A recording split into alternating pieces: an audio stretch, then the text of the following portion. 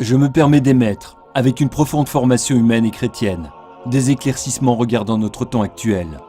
Mais enfin, que se passe-t-il dans notre monde ? Cela mérite une explication, mais c'est très simple et je vous le développe. Il y a plusieurs siècles, l'empereur Constantin désirait créer un nouvel ordre mondial, car l'Empire romain commençait à s'effriter. Voyant que le christianisme devenait une entité dominante, il l'a pris comme pilier de son ambition politique.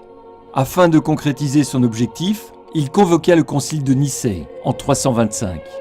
Il prit soin de conserver les anciennes religions païennes pour ne pas heurter aux diverses sensibilités. Le gnostisme, le zoroastisme, le mitraïsme, ainsi que des pratiques de religion babylonienne et égyptienne. Ce syncrétisme religieux prit le nom de catholicisme, en grec katholikos, qui signifie universel, et fut sous l'autorité papale qui commençait à prendre du pouvoir et de l'argent pour s'affirmer définitivement au courant du IXe siècle. Cette tour de Babel dura un certain temps. Il y avait également dans l'Empire la monnaie unique. La hiérarchie catholique romaine, maîtresse en la matière, inventa une série de légendes autour de l'empereur Constantin. N'est-ce pas l'Église catholique romaine qui écrivait l'histoire en ce temps-là ?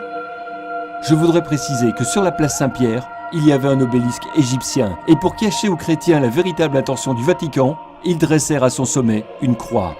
Mais aujourd'hui, le monde a oublié d'être bête. Dans le musée du Vatican, il y a des momies égyptiennes et objets ayant appartenu à l'ancienne Égypte.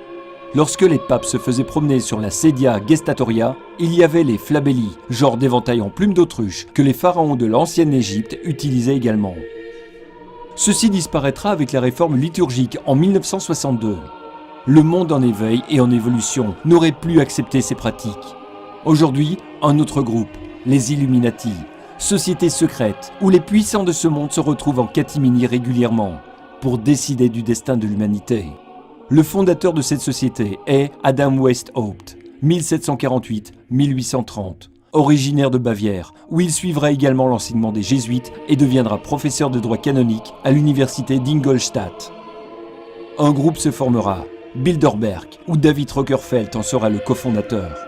Ce groupe comprend les Bush, les Rothschild, les Harriman, les Russell, les Dupont, les Windsor et d'autres familles royales européennes.